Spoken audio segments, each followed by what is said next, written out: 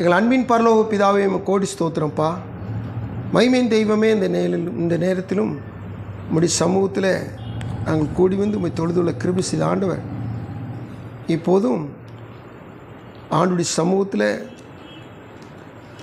வார்த்தையை தியானிக்கிற வேளையில் கர்த்தருடைய ஆவியானவர் எங்களோடு இடைப்படும்படியாக ஜெபிக்கிறோம். கர்த்தருடைய சத்தம் கேட்கும் போதெல்லாம் உம்முடைய சித்தம் செய்ய வேண்டும் என்கிற வாஞ்சை எங்களுக்கு உருவாகட்டும். கர்த்தாவே, உம்முடைய சித்தத்துக்கு புறம்பாக எந்த காரியத்தை நாங்கள் செய்துவிடாவிடிக்கு நாங்கள் தேவ சமூகத்தில் எச்சரிப்போடு வாழ உதவி செய்யும்.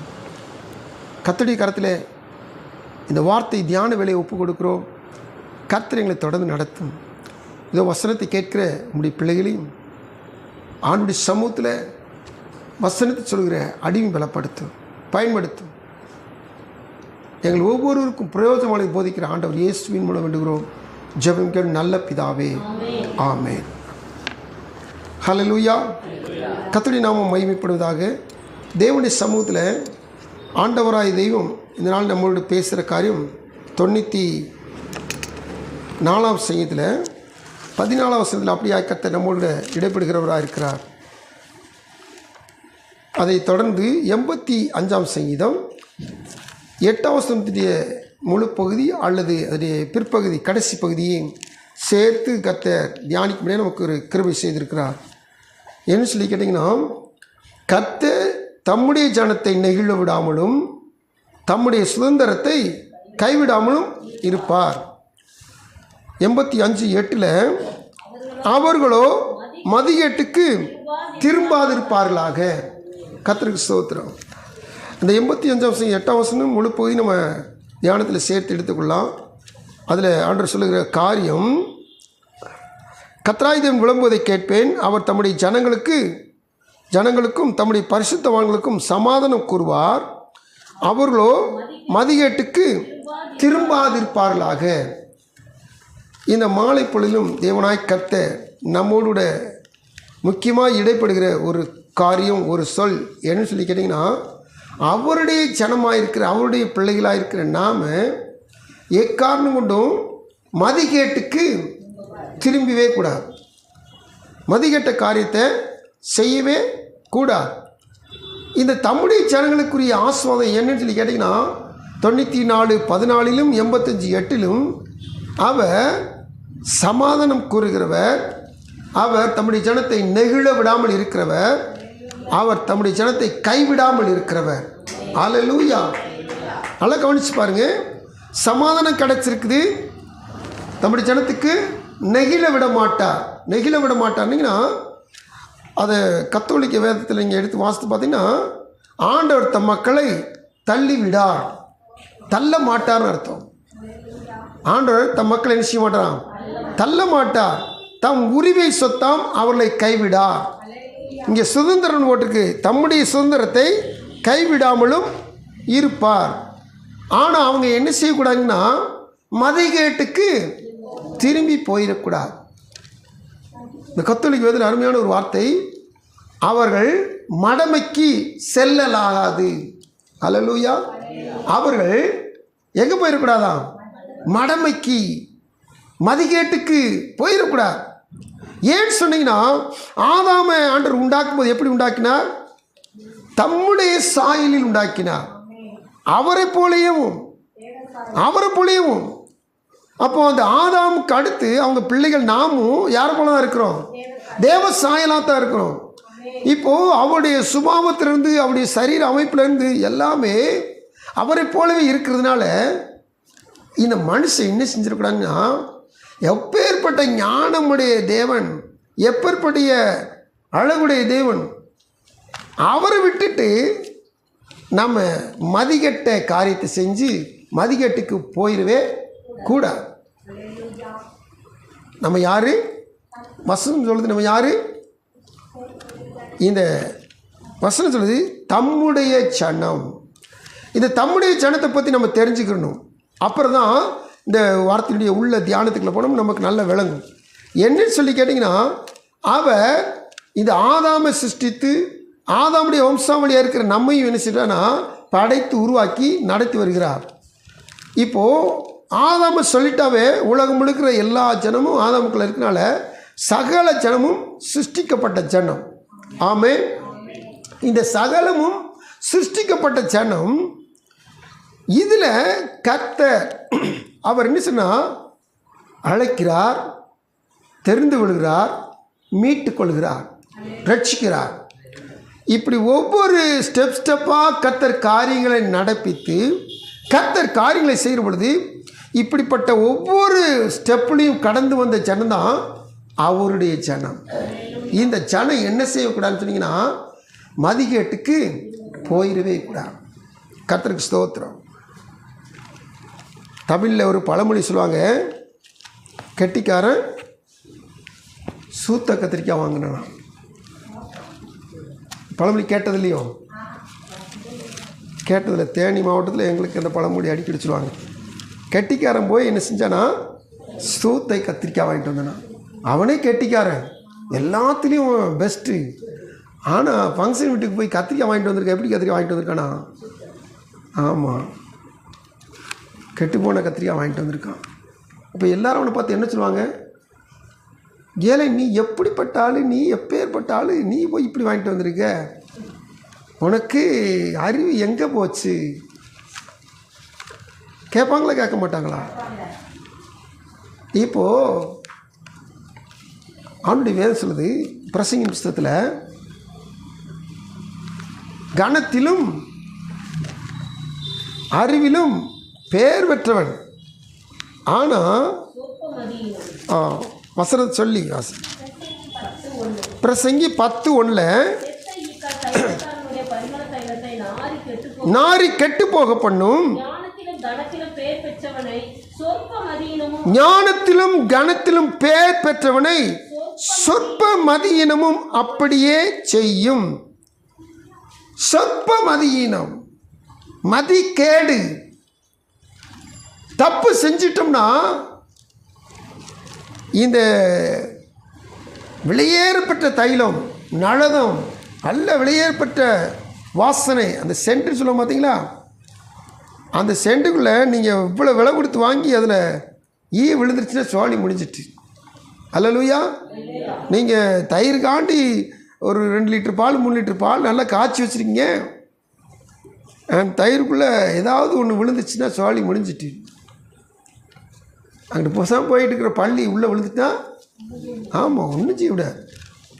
தேவசமத்தில் வசனம் சொல்லுது, ஞானத்திலும் கனத்திலும் பேர் பெற்றவன். அவன்கிட்ட ஏதாவது ஒரு சின்ன காரியம் அவன்கிட்ட தப்பு நடந்து போச்சுனீங்கன்னா இப்படித்தானா செத்த ஈக்கள் தைலக்காரனுடைய தைலத்தை கெட்டு நாரி போக பண்ணது போல் அவன் வாழ்க்கையே நிச்சயம் நஷ்டமாக போயிடும். எந்த காரணத்தை கொண்டும் தம்முடைய ஜனம் மதிகேட்டுக்கு திரும்பி போகவே கூடாது. அல்லேலூயா. அப்போ இந்த தம்முடைய ஜனம்னா நான் சொன்னேன், சிருஷ்டிக்கப்பட்ட ஜனம், அழைக்கப்பட்ட ஜனம், அதில் தெரிந்து கொள்ளப்பட்ட ஜனம், அதில் மீட்கப்பட்ட ஜனம், இவங்க ரட்சிக்கப்பட்ட ஜனம். இதுதான் கர்த்தருடைய ஜனம். இந்த ஜனக்கூட்டத்தில் தான் நம்ம இருக்கிறோம். இப்போ ஒவ்வொன்றுக்கும் நம்ம வசனங்கள் ஆதாரத்துடன் பார்க்கும்போது ஆண்டவர் ஆபிரகாம் என்ன செஞ்சாருன்னா 51:2 ஏசாயாவிலையும் ஆதியாகமத்தின் புஸ்தகம் 15ஆம் அதிகாரத்திலும் இந்த வசனம் சொல்ல பாருங்க, இந்த ஆபிரகாமை கர்த்தர் என்ன அழைத்து கொண்டு வருகிறார். அவன் எங்கே இருந்தான்னு சொல்லி கேட்டிங்கன்னா கல்தையர் பட்டணமாகிய ஊர் என்கிறதான அந்த பகுதியில் வாழ்ந்தவன். அதாவது இப்போ இருக்கிற ஈராக்கில் அவன் வாழ்ந்து கொண்டவன். இன்றைக்கி அநேக வேத பண்டிதர்கள் ஆராய்ச்சி பண்ணி பார்த்து ஆபிரகாமும் ஒரு தமிழ்நாட்டு போல ஒரு திராவிடம் தான் சொல்கிறாங்க. ஒரு வேளை அவங்க சொல்கிறது உண்மையாக இருக்க வேண்டியதில்லை. ஏன்னா ஆபிரகாம் முதல்ல குடியிருந்த பேர் ஊருக்கு பேர் பாருங்கள்,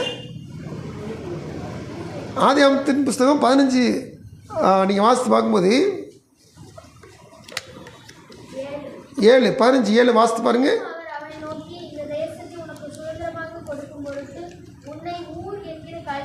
உன்னை ஊர் என்கிற கல்தையுடைய பட்டணத்திலிருந்து அழைத்து வந்த கர்த்தர் நான் என்றார். அவன் குடியிருந்த ஊருக்கு பேர ஒரு ஊர் தானா. அதை வச்சு இவங்க அநேகர் என்ன சொன்னாங்கன்னா தமிழ் பெயரில் ஒரு அந்த ஏடியாக இருந்திருக்குது. இந்த ஆபிரகாம் ஏறத்தாழ அவங்க சொல்கிற கணக்கு பார்த்தா திராவிடர் நாகரிகம், சிந்து சமவெளி நாகரிகம், அது அப்படி போய் சுமேரிய நாகரிகம், அது அப்படி போய் எகிப்திய நாகரிகம், இப்படி மொசபத்தாப்பிய நாகரிகம், எகிப்திய நாகரிகம், இந்த வழியிலே போய் இந்த ஆபிரகாம் போன இடத்துல பூரா நாகரிகம் உண்டாயிருக்குன்னு தான் சொல்கிறாங்க. சரி, இது ஒரு வகை கணக்கு. பண்டிதர்கள், வேத ஆராய்ச்சியாளர்கள், இது ஒரு கணக்கு இருக்கட்டும். ஆனால் கர்த்தர் இந்த ஆபிரகாமை அழைத்தவர். அல்லேலூயா.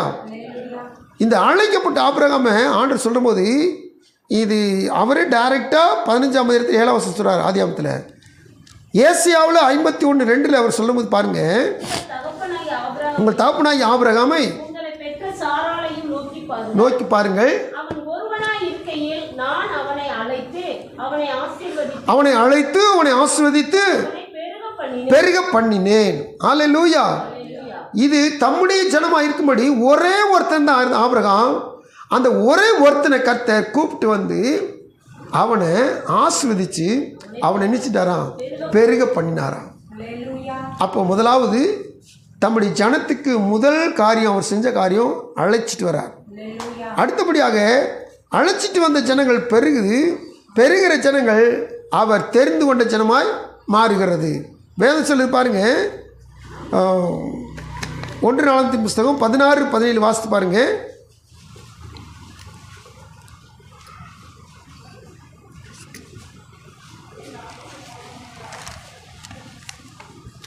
ஒன்று நாளாகமம் 16-12 வாசிங்க.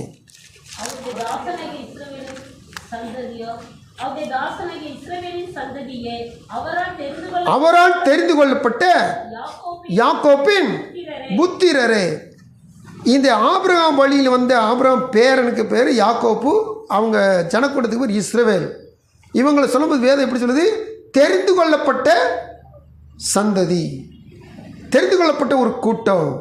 அடுத்தபடியாக இந்த கூட்டத்தை பற்றி வேதம் உபாகமம் 15:15 ஆண்டுடைய வேதம் சொல்லுகிறது, இவர்கள் மீட்டு கொள்ளப்பட்ட ஜனம், மீட்கப்பட்ட ஒரு ஜனம். எகிப்து தேசத்தில் அடிமையாக இருந்ததையும் உன் தேவனாகிய கர்த்தர் உன்னை மீட்டு கொண்டதையும் நினைவு கூற கடவாய். இங்கே அந்த ஜனத்துக்கு பேர் மீட்கப்பட்ட ஜனம். அடுத்தபடியாக உபாகமத்தின் புஸ்தகம் 33:29 வாசிக்கிறோம். இந்த ஜனம், இந்த ஜனத்துக்கு இன்னொரு பேர் வருது, ரட்சிக்கப்பட்ட ஜனம். வரிசையாக கண்டுபிடிச்சு பாருங்க. சிருஷ்டிக்கப்பட்ட ஜனம், அழைக்கப்பட்ட ஜனம், தெரிந்து கொள்ளப்பட்ட ஜனம், மீட்கப்பட்ட ஜனம், ரட்சிக்கப்பட்ட ஜனம். இத்தனை கூட்டு அமைப்புகளும் சேர்ந்து ஒன்றா சொன்னால் இதுதான் அவருடைய ஜனம். இதைத்தான் சொல்கிறார் தம்முடைய ஜனம். பாருங்க, ஆண்டவர் பஸ்கா ஆட்டுக்குட்டின் இரத்தத்தின் அந்த பண்டிகையின் மூலம் இஸ்ரவேல் ஜனங்களை எகிப்திலிருந்து மீட்டு கொண்டு வந்தார். ஆமென். கர்த்தருக்கு ஸ்தோத்திரம். புதிய ஏற்பாட்டில் இந்த ஜனங்களை எப்படி ஆண்டவர் மீட்டு கொண்டான்னு சொல்லி பார்த்தீங்கன்னா, மரத்திலே தூக்கப்பட்ட எவனும் சபிக்கப்பட்டவன் என்று எழுதியிருக்கிறபடி கிறிஸ்து நமக்காக சாபமாகி நியாயப்பிரமாணத்தின் சாபத்திற்கு நம்மை நீங்களாக்கி மீட்டு கொண்டார். கலாத்தியர் 3:13 அப்படி வாசிக்கிறோம். அப்போது எப்படி இஸ்ரவேல் மீட்டு கொள்ளப்பட்டார்களோ நம்மையும் கர்த்தர் மீட்டு கொண்டிருக்கிறார். அப்போ நம்ம மீட்கப்பட்ட ஜனம். இது இயேசு கிறிஸ்துவின் ரத்தத்தினாலே மீட்கப்பட்ட ஜனம். பழைய ஏற்பாட்டில் ஆட்டுக்குட்டியின் ரத்தத்தினாலே மீட்கப்பட்ட ஜனம், புதிய ஏற்பாட்டில் இயேசு கிறிஸ்து ரத்தத்தினாலே மீட்கப்பட்ட ஜனம். இப்போது நம்மை கர்த்தர் தம்முடைய ஜனமாகவும் இஸ்ரவேலரை கர்த்தர் தம்முடைய ஜனமும் வைத்திருக்கிறார். அல்லேலூயா. இந்த தம்முடைய ஜனத்துக்கு பழைய ஏற்பாட்டிலும் சரி புதிய ஏற்பாட்டிலும் சரி கர்த்தர் சொல்லுகிற காரியம் என்ன சொல்லிக்கிட்டீங்கன்னா, நான் என் ஜனத்தை நெகிழ விட மாட்டேன், நான் என் ஜனத்தை கைவிட மாட்டேன், என் ஜனத்திற்கு சமாதானம் கூறுவேன். அப்போ சமாதானத்தை தந்து தள்ளி விடாமல் கைவிடாமல் இருப்பார். ஆனால் இவங்க என்ன செய்யும் சொல்லி கேட்டிங்கன்னா, மதிகேட்டுக்கு திரும்பிடக்கூடாது. அவருடைய ரத்தத்தினால் மீட்கப்பட்ட ஜனம், அவரால் தெரிந்து கொள்ளப்பட்ட ஜனம், அவரால் ரட்சிக்கப்பட்ட ஜனம், அவருடைய ஜனம். இந்த ஜனம் என்ன செஞ்சிடக்கூடாதுன்னா, அவரை மாத்திரம் என்ன சொன்னா பின்பற்றணும். அவரை மாத்திரம் பின்பற்றணும், ஆராதிக்கணும், அவருக்கு மாத்திரம் துதி ஸ்தோத்திரங்களை செலுத்த வேண்டும். இன்னைக்கு ஆண்டுடைய சமூகத்தில் ஆண்டவராய் தெய்வம் நமக்கு ஞாபகப்படுத்துகிற காரியம் இந்த இந்த வெளிப்படுத்தின விஷயத்தில் எபேசு சபைக்கு ஆண்டவர் தூதனுக்கு சொல்லுகிறார், நீ ஆரம்பத்திலே கொண்ட அன்பை விட்டு விட்டாய் என்று உன் பேரில் எனக்கு குறைவு உண்டு. இந்த ஆரம்பத்தில் இருக்கிற ஒரு பக்தி, ரட்சிக்கப்பட்ட புதுசில் இருக்கிற ஒரு வாஞ்சை, தேவசமூகத்தில் முத வந்தப்போ இருக்கிற ஒரு அந்த ஆர்வம், இது என்ன செய்யணும்னா நாளாக குறைஞ்சிட்டு போகிறது மட்டும் இல்லை, இப்போ பழைய வழிக்கு வேற திரும்பிடுது. இப்படி பழைய வழிக்கு போகிறதான் வேதம் சொல்லுது, அவர்களோ மதி கேட்டுக்கு திரும்பாதிருப்பார்களாக. திரும்பவே கூடாது, பழைய மனுஷனாக மாறவே கூடாது, பழைய வாழ்க்கைக்கு என்ன செய்யக்கூடாது, போகவே கூடாது. இன்றைக்கி அநேகர் சொல்லுவாங்க, நான் ரட்சிக்கப்பட்டேன்னு சொல்லி பார்க்குறேன், நான் பைபிளை தூக்கிட்டேன்னு பார்க்குறேன், இல்லாட்டா 1 இல்லை 2ன்னு பார்த்துருவேன் அப்படிமா. அப்படின்னு என்ன அர்த்தம்? இவங்க ரட்சிக்கப்பட்டதுனால கெட்ட வார்த்தை பேசாமல் இருக்கிறாங்களாம், அவங்க ரட்சிக்கப்பட்டதுனால போய் சண்டை பிடிக்காமல் இருக்கிறாங்களாம். ஆனால் அப்படி சொல்லிட்டாவே அங்கே ஒரு பின்வாட்டம் வந்துருச்சுன்னு அர்த்தம். நான் பைபிளை மட்டும் தூக்காமல் இருந்தேன், இன்றைக்கி நடக்கிறதே வேறு. ஏன்ட்டு இப்படிப்பட்ட வார்த்தை பேசிக்கிட்டு இருக்கே இப்படி சொல்லுவாங்க. அப்போ இன்னும் அந்த பழைய மனுஷன் எங்கே இருக்கான்? உள்ளே கிடக்கிறான். அந்த பழைய மனுஷன் உள்ளே கிடக்கிற போது இந்த பழைய மதிகேட்டு கிடக்குது. இந்த மதிகேட்டுக்கு என்ன செய்யக்கூடாதுன்னா திரும்பி போயிடவே கூடாது. அல்லேலூயா, கர்த்தருக்கு ஸ்தோத்திரம். தேவசபையில் காத்திருக்கிற தேவ பிள்ளைகள் எக்காரணம் கொண்டும் மதிகேட்டுக்கு போயிடக்கூடாது.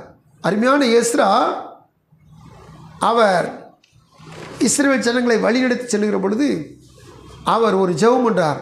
அப்படி ஜெபம் பண்ணும்போது பாருங்கள், அவருடைய ஜெபத்தில் ஒரு வார்த்தை சொல்கிறார். எஸ்ராவின் புஸ்தகம் 9ஆம் அதிகாரம் 7ஆம் வசனத்தை வாசித்து பாருங்கள்.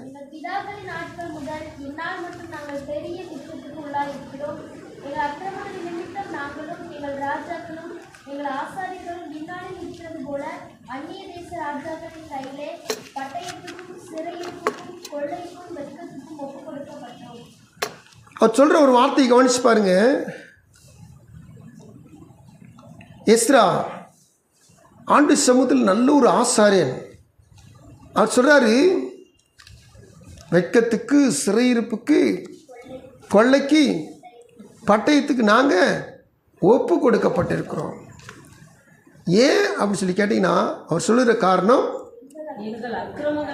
எங்கள் அக்கிரமங்கள் நிமித்தம்.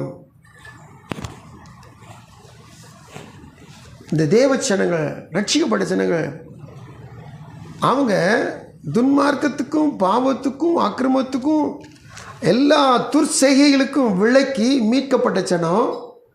இவங்களை கர்த்தர் நினைச்சிட்டான்னா உலகத்திலிருந்து மீட்டுட்டார். இவங்களுக்கு பேர் பரிசுத்த ஜனம். ஆனால் இவங்க என்ன செஞ்சிட்டாங்கன்னா அக்கிரமங்கள் செய்ததுனால இவங்க கொள்ளைக்கும், வெட்கத்துக்கும், பட்டயத்துக்கும் அவங்க நேர போயிட்டாங்க. காரணம், தேவ சமூகத்தில் இவங்களுடைய அக்கிரமங்கள்.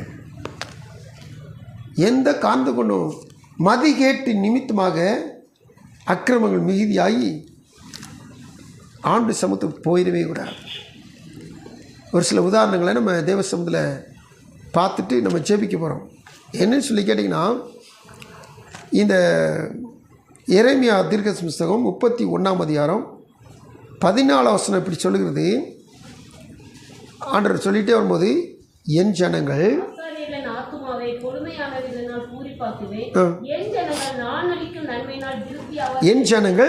நான் அளிக்கும் நான் தருகிற நன்மையினால் திருப்தி ஆவார்கள். தம்முடைய ஜனத்துக்கு ஆண்டவர் என்ன செய்கிறார்னா திருப்தியாக நன்மை கொடுக்கிறார். நான் அளிக்கும் நன்மையினால் திருப்தி ஆவார்கள். நன்மையை கொடுத்து கொடுத்து இந்த நன்மையினாலே அவருடைய ஜனம் ஏசுனா திருப்தியாக இருக்கு. இப்படி திருப்தியான ஜனம் எதில்? நன்மையில். நன்மையில் திருப்தியான ஜனம் இப்போ என்ன செய்துன்னு சொல்லி கேட்டிங்கன்னா, நன்மையை பூரா சாப்பிட்டு சாப்பிட்டு அனுபவிச்சு இந்த ஜனம் பார்த்தீங்கன்னா பின்மாற்றத்தில் போகிற அளவுக்கு வந்துருச்சு. அதாவது மதிகேட்டுக்களை போகிற அளவுக்கு வந்துருச்சு. ஒரு சில ராஜாக்களை நம்ம வேதத்தில் இப்படிப்பட்ட காரியங்கள் நம்ம உதாரணம் சொல்லுவோம். அதில் முக்கியமாக அடிக்கடி சாலமோனை குறித்து நம்ம என்ன சொன்னால் யோசித்து பார்க்குறோம். இந்த சாலமோன் பிரசங்கின் புஸ்தகத்தில் 2ஆம் அதிகாரத்தில் இந்த வார்த்தை சொல்லுகிறார். 3ஆம் வசனத்தில்,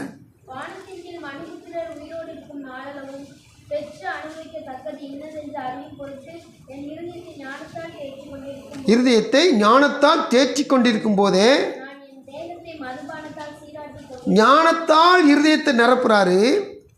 அவருடைய சரீரத்தை எதனால் நிரப்புறாரு? இப்போ மதுபானத்தால் நிரப்புறாரு. அதுக்கடுத்து மதியீனத்தை பற்றி கொண்டிருக்கும் என் உள்ளத்தில் வகை தேடினேன். இந்த சாலமோன் முத ராஜாவான பிற்பாடு 1000 பலி செலுத்துகிறான்.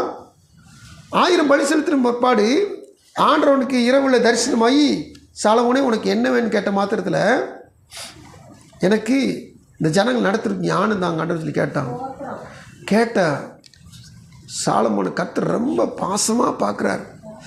உனக்கு சத்துருக்களை கேட்காம, சத்துருடைய ஜீவனை கேட்காம, எனக்கு அது வேணும் இது வேணும்னு சொல்லி ஐஸ்வர்யத்தை கேட்காம, நீ நீடித்த நாட்டில் கேட்காம உன் ஜனங்களை நடத்துவதற்கு ஞானம் கேட்டையே, நீ தான் பெஸ்ட்டாக நீ ஜெபம் பண்ணியிருக்க அப்படின்னு சொல்லிட்டு, நீ கேட்ட ஞானத்தை உனக்கு நிகழலாமல் கொடுக்குறேன், கேட்காத ஐஸ்வர்யத்தை நான் என்ன செய்கிறேன் உனக்கு தாரேன்னு சொல்லி என்ன செய்யறான்னா கர்த்தர் கொடுத்துட்டார். அப்போது எரேமியா 31:14 வாசித்தோம். என் ஜனங்கள் நான் அளிக்கும் நன்மையினால் திருப்தி ஆவார்கள். எவ்வளவு நன்மையில் வேண்டுமோ அவ்வளவு நன்மையும் கர்த்தர் இந்த சாலமோன் கொடுத்துட்டார். ஆனால் சாலமோன் இப்போ ஞானத்தினால் தன்னுடைய இருதயத்தை தேற்றி கொண்டிருக்கும் போது இப்போது மதுபானத்தையும் ஏற்றி வச்சுட்டு இப்போ என்ன செஞ்சிட்டானா, மதியீனத்தை பற்றி கொண்டிருக்க வகை தேடுகிறான். கர்த்தருக்கு ஸ்தோத்திரம். எவ்வளவு மோசமான ஒரு நிலைமை பாருங்க. கர்த்தருக்கு ஸ்தோத்திரம். இந்த மக்கள் சொல்லுவாங்க, இயற்கையாகவே சிலருக்கு கவிதை ஞானம் வராதாம். அவங்க ஏதாவது மதுபானத்தை அல்லது போதை பொருட்களை சாப்பிட்ட மாத்திரத்தில் அவங்க அப்படியும் ரொம்ப ஞானவான் மாதிரி பேச ஆரம்பிச்சிருவாங்க, அல்லது இது பண்ண ஆரம்பிச்சிருவாங்க. கர்த்தருக்கு ஸ்தோத்திரம். புதன்கிழமை நாங்கள் 2 பேரை கூடி ஜெபம் பண்ணிக்கிட்டு இருந்தோம் சிலிப்பட்டி ஆலயத்தில். அப்படி ஜெபம் பண்ணுவோம். ஒருத்தர் வந்தார், வெளியே நின்றுட்டு கூப்பிட்டு அவர் ஃபுல்லாக குடிச்சிருக்காரு. அப்போது சில காரியங்கள் கேட்டார், நாங்களும் சொன்னோம். அப்போ எனக்கு ஒரு மாதிரி இருக்குது, எனக்கு ஜெபம் பண்ணி விடுங்கன்னு சொல்லி உள்ளே ஜெபம் பண்ணார். அப்படி ஜெபம் பண்ணும்போது குடிச்சிருக்காருன்னு தெரிஞ்சுட்டு, இந்த மாதிரி ஆண்டருக்கு உங்களை ரொம்ப பிடிக்குது, ஆனால் நீங்கள் ஆண்டு தங்குற இருதயத்தை கெடுக்கணும், நீங்கள் குடிக்கிற ஆண்டுக்கு பிடிக்காது அப்படின்னு மாதத்தில் அவர் சொல்கிறாரு, ஏசுனாருக்கு மட்டும்தான் குடிக்கிற பிடிக்காது, எங்கள் தெய்வங்களுக்குலாம் குடிக்கிற பிடிக்கும். எங்கள் தெய்வங்களுக்கு குடித்தாத்தான் சாமி ஆடுவோம் நாங்கள். பாருங்க. அப்போ மதியினம் எங்கே வருது? குடியில் வருது. உலகத்தான் மதுபானத்தில் நிறைஞ்சு ஞானத்தால் இருக்கிறான். அதை ஞானம் சொல்லக்கூடாது. இந்த சாலமோனுக்கு நிகரில்லாத ஞானத்தை கொடுத்துருக்கிறான். ஆனால் அந்த சாலமோன் என்ன செஞ்சிட்டானா, மதியினம் எப்படி இருக்கும், அந்த மதியினத்தை கொஞ்சம் மதியினமாக நடந்து பார்ப்போம்னு சொல்லிடுச்சுன்னா அதில் போய் முயற்சி பண்ணி மதியினத்தை பற்றி கொண்டானோ. அதனால் அவருடைய வாழ்க்கையை என்ன செஞ்சிச்சு, சீரழிஞ்சு போச்சு, அம்போன்னு போயிட்டு. கர்த்தர் காத்திருக்கு தேவ பிள்ளைகளே, தம்முடைய ஜனத்துக்கு ஞானம், அறிவு, சகல விதமான பொக்கிஷங்களை கொடுத்திருக்கிறார். நன்மையினால் திருப்தி ஆக்கியிருக்கிறார். இந்த ஜனம், மீட்கப்பட்ட ஜனம் இப்போ மதியினத்தை பற்றி கொள்கிறது. வசனம் சொல்லுகிறது 85:8 சங்கீதம், அவர்களோ மதிகேட்டுக்கு திரும்பாதிருப்பார்களாக. மதிகேட்டுக்கு திரும்பினா என்ன ஆகும்? பாதாளத்தில் தான் போய் தங்க வேண்டியது. பாதாளத்தில் போய் வேதனைப்பட வேண்டியது வரும். நரகத்துக்குள்ளே போய் ஆக்கினைக்குள்ளாக கஷ்டப்பட வேண்டி வரும். எந்த காரணத்தை கொண்டும் தேவ சனங்களை என்ன செய்யக்கூடாது, மதிகேட்டுக்கு திரும்பிடவே கூடாது. அன்றைய சமூகத்தில் 2 நாளாகமத்தின் புஸ்தகம் 24ஆம் அதிகாரத்தில் ஒரு ராஜா இருக்கிறான். 2 நாளாகமத்தின் புஸ்தகம் 25ஆம் அதிகாரத்தில் ஒரு ராஜா இருக்கிறான். இந்த ராஜாக்களை குறித்து வேதத்தில் வாசிக்கிற பொழுது முதல்ல 24ஆம் அதிகாரத்தில் இந்த ராஜாவை குறித்து நம்ம வாசிக்க போகிறோம். இவன் எப்படிப்பட்ட ஒரு ராஜான்னு சொல்லி பார்த்தீங்கன்னா 2 நாளாகமத்தின் புஸ்தகத்தை எடுத்துக்கொள்ளுங்க.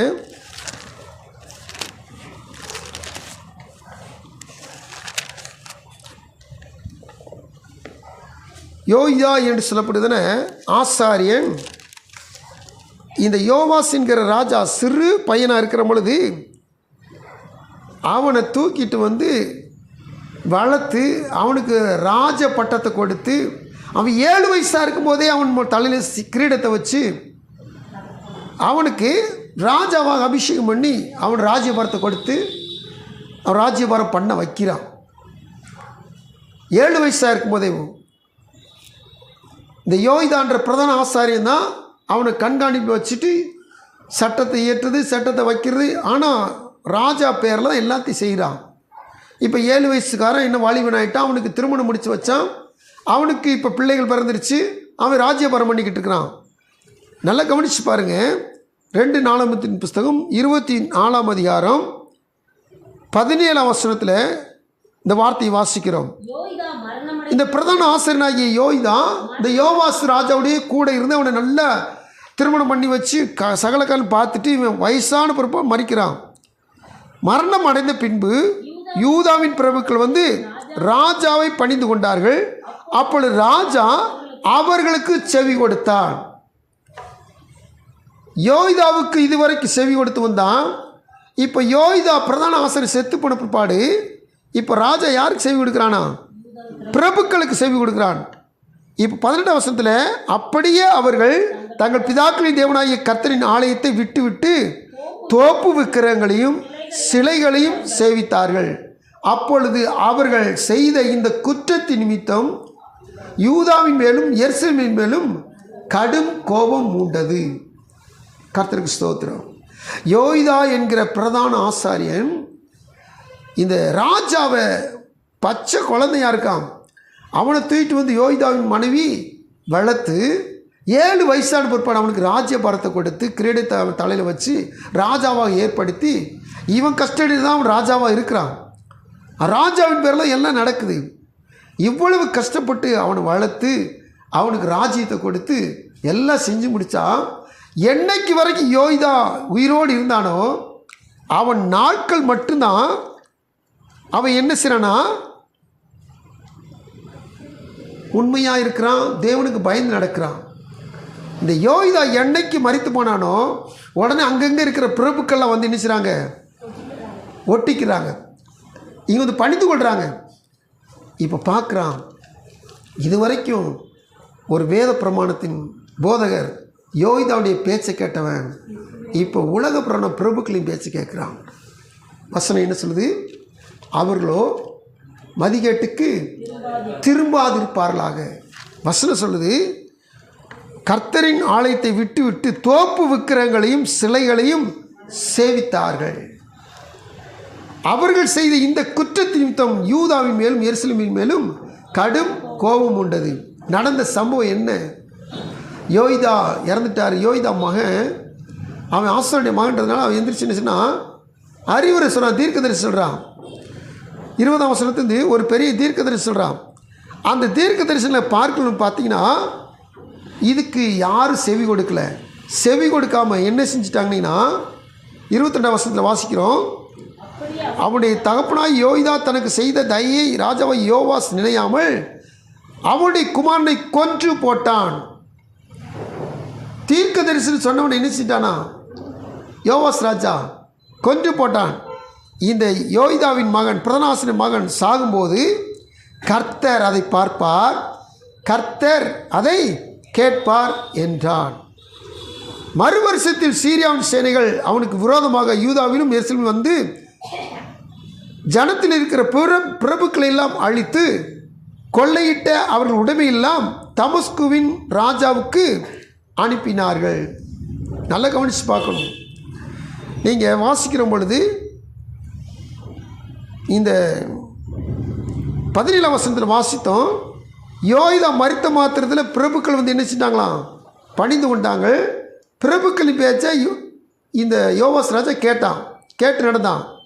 ஆனால் 23ஆம் வசனத்தில் போட்டிருக்கு பாருங்க, சீரியாவின் சேனைகள் அவனுக்கு விரோதமாக யூதாவின் வந்து ஜனத்தில் இருக்கிற பிரபுக்களை எல்லாம் அழித்து என்ன செய்கிறாங்க? முதல் காரியம், எந்தெந்த பிரபுக்கள் அவனுக்கு ஆலோசனை சொல்லி துன்மார்க்கத்தை நடக்க வச்சாங்களோ அந்த பிரபுக்களை என்ன செய்கிறாங்க?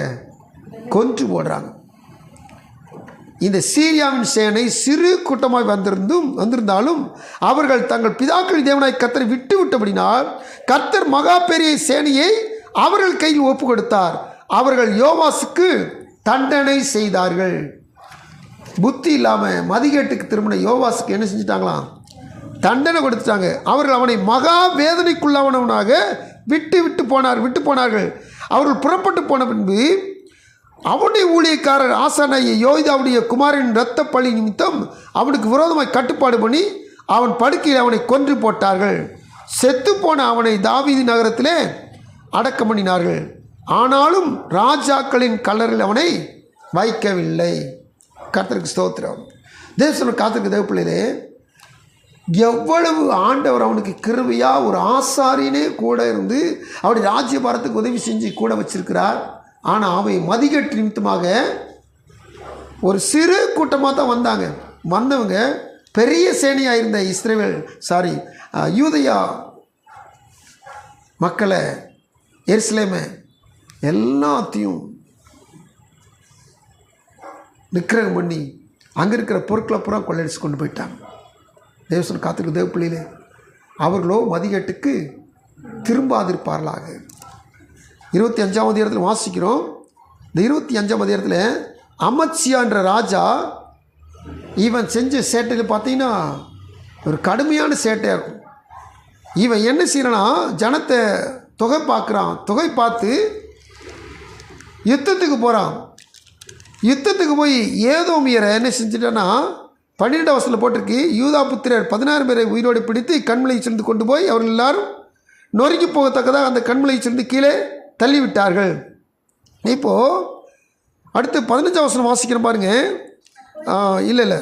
14ஆம் வசனத்தில் போட்டு பாருங்கள். அமத்சியா ஏதோமியரை முறிய அடித்து சேயீர் புத்திரனின் தெய்வங்களை கொண்டு வந்த பின்பு அவன் அவைகளை தனக்கு தெய்வங்களாக வைத்து அவைகளுக்கு முன்பாக பணிந்து அவைகளுக்கு தூபம் காட்டினான். வசனத்தை பார்க்குறீங்களா? இந்த அமத்சியான்ற ராஜா ஏதோமில் யுத்தம் செஞ்சுட்டு அங்கே ஜெயிச்சிட்டான். பொதுவாக அந்த காலத்தில் என்ன செய்வானா, வெற்றி பெறுகிற தேசத்துடைய அங்கே இருக்கிற தெய்வங்களை எதிர்நாட்டு மக்கள் என்ன செய்வாங்க? வழி கொடுப்பாங்க. ஏன்னா அவங்களுக்கு அந்த தெய்வம் உதவி செய்தான், அவங்கள ஜெயிக்க வச்சுட்டான். அதனால அந்த தெய்வங்களை என்ன செய்வாங்க? தங்கள் தெய்வங்களாக வச்சுக்கிடுவாங்க. அப்படி ஒரு பழைய காலத்தில் ஒரு மூட பழக்கம் இருக்குது. அதாவது ஜெயிச்ச நாட்டு தெய்வங்கள் நல்ல பலமுள்ள தெய்வம்னு சொல்லி அவங்கள கும்பிடுவாங்களாம். இந்த அமத்சியாண்டுங்கிற ஒரு முட்டாள்தனமான மதிகேடான காரியத்தை பாருங்கள். இவன் போய் ஏதோமியர் முறியடிச்சிட்டான். அப்போ ஏதோமியர் தெய்வம் எப்படிப்பட்டதாக இருக்கும்? தோற்று போன தெய்வம் தானே. இவன் என்ன செஞ்சிட்டான், அங்கேருந்து அங்கே இருக்கிற ஏதோமியர் தெய்வங்களை கொண்டு வந்து வசனம் சொல்லி பாருங்கள், அவைகளுக்கு முன்பாக பணிந்து அவைகளுக்கு தூபம் காட்டினான். கர்த்தருக்கு ஸ்தோத்திரம். எப்பேற்பட்ட மதிகேடான காரியம் பாருங்கள். இது நிமித்தமாக இந்த அமத்சியா ராஜா பக்கத்தில் இருக்கிற இஸ்ரவேல் தேசத்து ராஜாவால் சிறைப்பிடிக்கப்பட்டு போனான். பயங்கரமான ஆக்கினைக்குள்ளாய் போனான். தேவ சொல்ல காத்திருக்க தேவ பிள்ளையில வசனம் சொல்லுது, அவர்களோ மதிகேட்டுக்கு திரும்பாதிருப்பார்களாக. கர்த்தர் நமக்கு வாக்கு பண்ணியிருக்கிறார், நெகிழ விட மாட்டேன், கைவிட மாட்டேன், சமாதானத்தோடு நடத்துவேன். கர்த்தருடைய வாக்கு. ஆனால் மதிகேட்டுக்கு திரும்பினா வசனம் சொல்லுது, நரக ஆக்கினை அவருக்கு கிடைக்கும். இந்த மாலை பொருளில் கூடி வந்திருக்கு நாம் எக்காரணம் கொண்டும் மதிகெட்டத்தனமாக எந்த காரியத்தை நினைச்சிருக்குன்னா செஞ்சிடவே கூடாது. ஞானத்திலும் கனத்திலும் பேர் பெற்றவன் சொற்ப மதியினத்தில் விழுந்து போனான். அப்படி நம்ம ஒரு நாள் என்ன செய்யணும்னா விழுந்து போகவே கூடாது. தேவ சூழலை கவனமாக இருப்போம், ஜாக்கிரதையாக இருப்போம். கர்த்தர் தாமே தொடர்ந்து நம்மை நடத்துவாராக. ஆமென். எழுந்து